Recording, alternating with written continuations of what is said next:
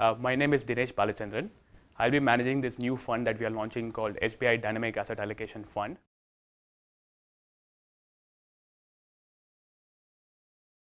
So historically, if you look at performance of various asset classes in different calendar years, what you find is that the top performing asset class in any given year can actually fall to the bottom the subsequent year. And so from that perspective, it is crucial not to rely on just one asset class to deliver consistent returns.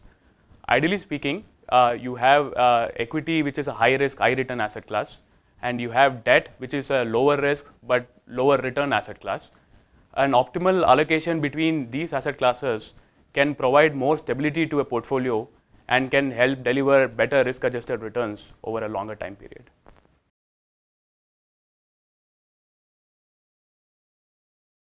This new fund that we are launching, SBI Dynamic Asset Allocation Fund, the basic objective is to have an optimal allocation between equity, debt, and cash asset classes. The fund is essentially based on a model that we have developed, and the model aims to use a variety of parameters. It aims to use an extensive list of checklists and filters, and thereby ultimately come to an optimal allocation between the various asset classes. So the main advantage of this fund is that there is no emotional bias involved. It is purely based on a model, and based on all the backtesting that we've done and all the sort of research that we've done, the returns of this fund is definitely better than many of its peers over a longer time period.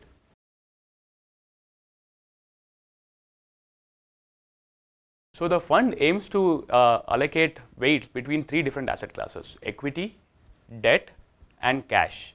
The fund essentially, as I said, uses a proprietary model to determine the optimal allocation between these asset classes. The basic feature of the fund is that its returns should be competitive with that of the equity asset class, but with a much lower risk profile. So it is really suitable for those investors who want to take on some additional risk, apart from just investing in, let's say, a fixed deposit product, but are looking for lower risk profile compared to just investing in a 100% equity product. So this fund, by dynamically allocating weights between the various asset classes, it will try to give competitive returns compared to equity asset class, but with a much lower risk profile.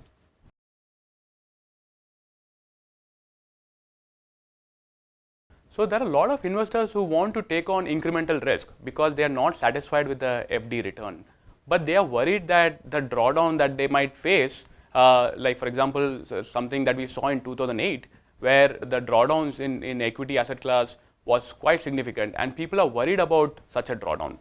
This fund essentially aims to really mitigate the drawdown.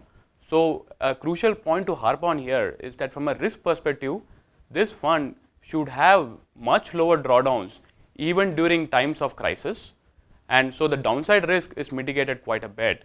And on the upside, we hope that the returns will still be competitive with what you see in an equity product. Mutual fund investments are subject to market risks. Read all scheme-related documents carefully.